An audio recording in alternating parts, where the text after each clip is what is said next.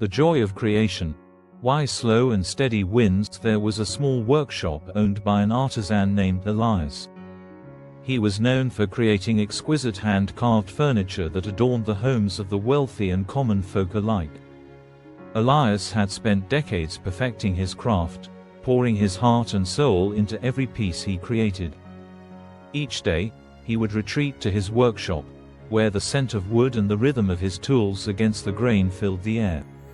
One crisp autumn morning, as Elias meticulously carved a new design, a young apprentice named Marco entered the workshop.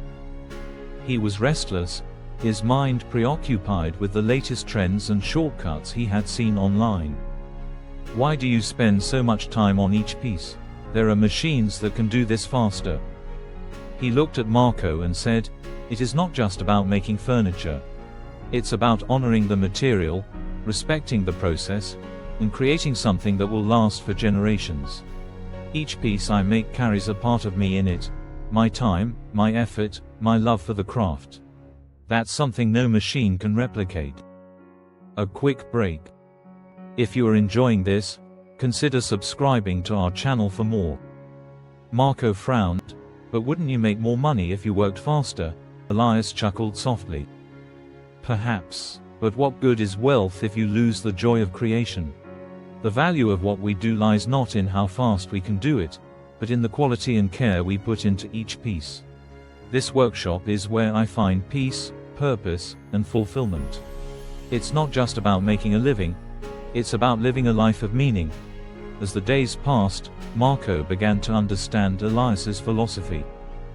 He noticed how customers would return, not just because they needed furniture, but because they valued the care and craftsmanship that went into each piece. One day, after completing his first fully handcrafted chair, Marco felt a deep sense of pride and accomplishment. He realized that by rushing through life, chasing shortcuts, he had been missing out on the true essence of his craft, and perhaps, of life itself. Elias's story reminds us that life is not a race to the finish line.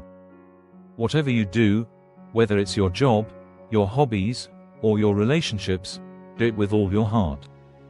Don't seek shortcuts that diminish the quality of your efforts or the joy you find in them. The satisfaction you gain from putting your best into something is far more rewarding than any quick gain. Don't rush through life. Savor each moment and each experience. Thank you for watching.